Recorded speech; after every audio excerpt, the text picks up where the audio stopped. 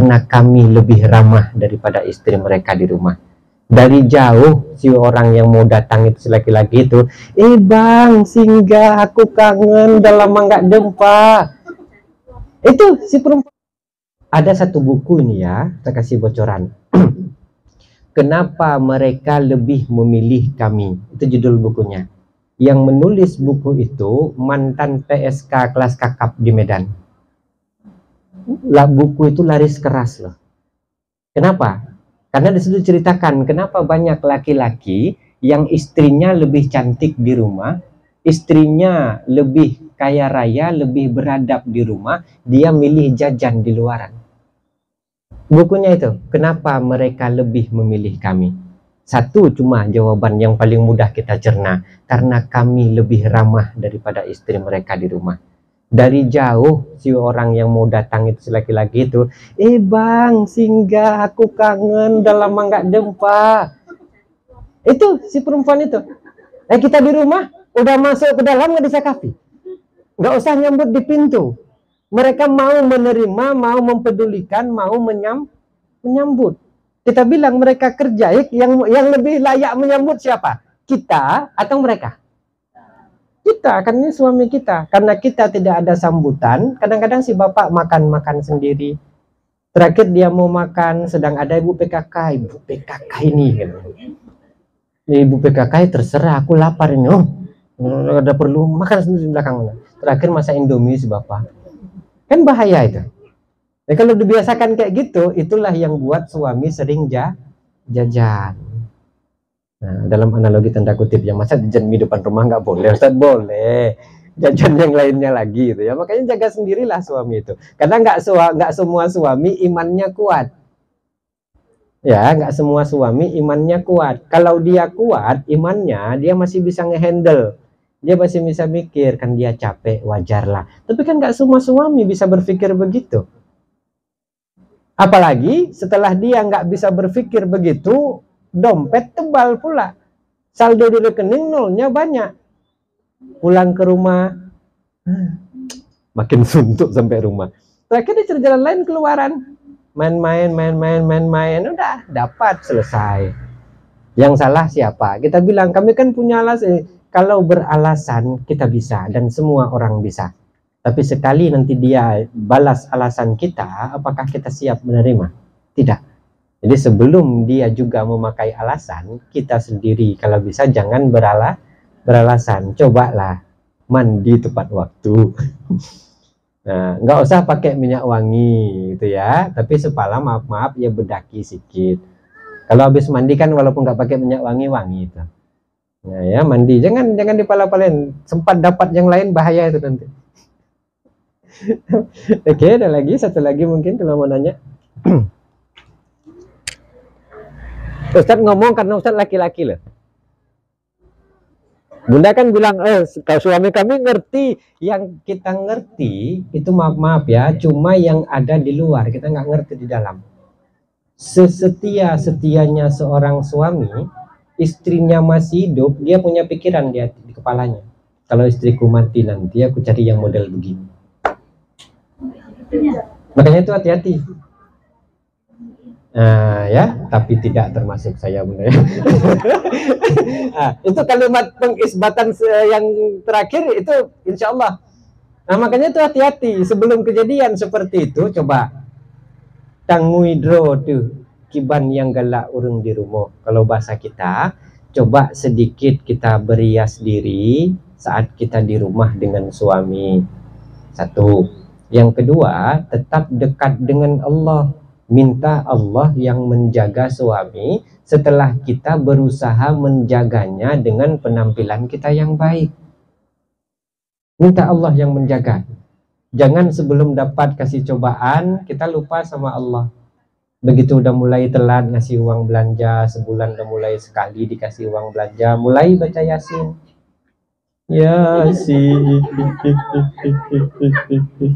Rupanya sambil nangis, I-nya double-double. Jangan. Jadi saat belum kejadian, nguidro beget. Kalau bahasa kita, rias diri dengan baik saat kita di hadapannya. Kemudian minta Allah untuk menjaganya dengan kita terlebih dahulu mendekat kepada Allah. Karena saingan banyak di luar. Betul, saingan banyak di luar. Kalau ada lagi boleh. Cantik apapun istrinya, cantik suami.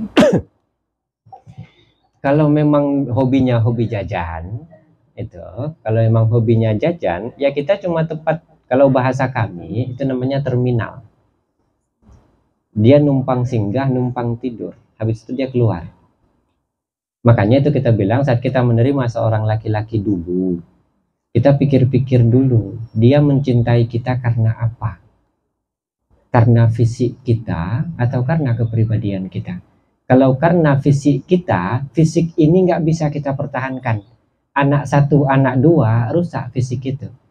Maka cinta yang disandarkan karena fisik, rusak fisik, dia mencari fisik yang lebih baik lagi. Tapi kalau cinta didasarkan pada sesuatu yang sifatnya batiniah, pribadi, maka sampai tua pun kepribadian itu nggak akan rusak. Kulit bisa rusak, pribadi nggak akan rusak.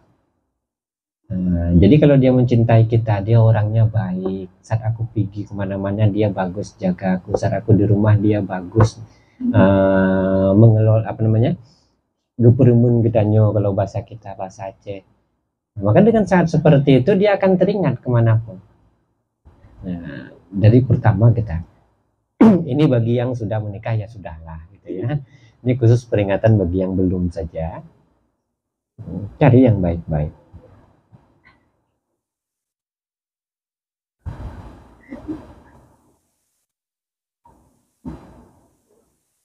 Ada lagi?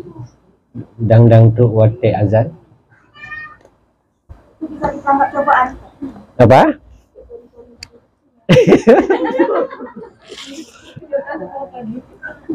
Sebenarnya itu bukan cobaan, tapi kita sendiri atas keteledoran kita yang memaksa cobaan itu datang.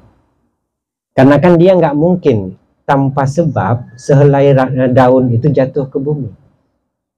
Bahkan sehelai daun pun itu memiliki sebab-sebab tersendiri kenapa dia gugur ke bumi. Lalu kalau kita bilang itu cobaan Ustadz, cobaan nggak akan datang tanpa kita membuka celah untuk dicoba. Jadi orang yang mengerti bahwa ada cobaan seperti itu, sebelum terjadi cobaan dia menutup celah. Tahu kan menutup celah? Kita tahu suami kita dulu suka sama kita dengan karena apa. Kemudian setelah kita hidup dengan dia, janganlah pula kita melakukan yang memang dia nggak suka. Maaf ini ya, sedikit persentase dari beberapa keluarga. Seseorang itu pisah dengan suami istri, pisah nikah, itu bukan karena kesalahan fatal, tapi terkadang hal-hal kecil yang terus dipendam, kemudian hal kecil itu membuncah dalam hati, dia mencari sampingan.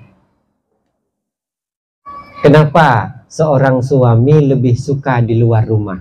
Itu ada yang salah. Karena di mana-mana, Pak, tujuan Papa buat rumah apa? Biar kita tenang di rumah. Anak kita sampai tua kita tenang, Dek. Setelah ada rumah, dia lebih banyak di luar rumah ketimbang di rumah. Kecuali kerja, ya itu lain ceritanya. Itu ada yang salah itu. Berarti dia nggak tenang di rumah. Nah, itu makanya kalau saat kita udah tahu seperti itu, kita udah harus mikir. Kenapa lah si bapak? Kalau kata bahasa Joni Iskandar, ku pulang malam karena tak tahan mencari hiburan di luar rumah. Judulnya secangkir kopi. Download setelah ini nanti. Betul kan? Salahkah aku, dosakah aku, bila diriku tak lagi setia? Kenapa? Karena jangankan apa-apa, secangkir kopi pun tak pernah disediakan. Download lagu Joni Iskandar. Makanya dia pisah dengan Mega Mustika. Ingat? Dinyanyikan, gua pelajari itu dalam bentuk hukum betul. Kenapa sampai begitu? Yang kenal-kenal angkatan kita nggak kenal itu ya 29 ya. Nampak yang kenal berarti angkatan tua itu. Nah, itu yang paling penting. Kenapa? Karena nggak ada kepedulian dari istri, pulang malam, kadang-kadang pulang dari kerja, nggak usahkan disediakan air teh manis, air putih pun tak ada. Makanya kebiasaan-kebiasaan kecil itu yang kita perhatikan. Dulu waktu dia pertama-pertama nikah, lu wajar mati. Waktu pertama-pertama nikah, setiap pagi kita sediakan teh manis umpamanya atau kopi. Pertahankan sampai kita berdua menutup mata. Bisa sampai ke sana. Kenapa? Kebiasaan kecil itu. Memang dia nggak ngomong lagi, udah ada anak satu umpamanya, dia nggak ngomong lagi.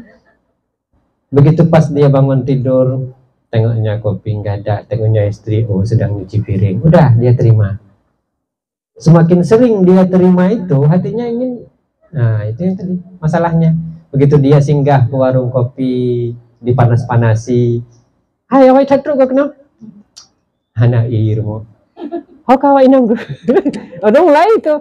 Kawan-kawan di kedai kopi bukan lurus-lurus semua, yang bengkok banyak. Malah dipanas-panasinya itu. Terakhir cara paling mudahnya bagaimana? Hal-hal kecil yang remeh-temeh itu yang kita ingat. Kebiasaan dia sebelum tidur, kadang-kadang air 1 gayung untuk dia minum ada di atas kepala tempat tidur. Kalau malam haus dia bisa minum, sediakan. Jadi hal kecil kan nggak parah itu kan. Tapi yang buat dia nggak tenang di rumah yaitu. Bayangkannya begini, harusnya dia ngopi pagi di rumah. Dengan nggak ada kopi di rumah, dia milih kopi di kedai. Dari jam 8 duduk sampai jam 10. Kalau dari ada kopi di rumah, dia bisa sama kita minimal sampai jam 9. Bagus mana? Dia lihat yang jual kopi atau dia lihat wajah istrinya?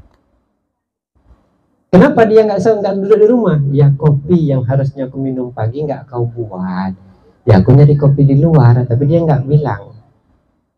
Gitu loh, hal kecil.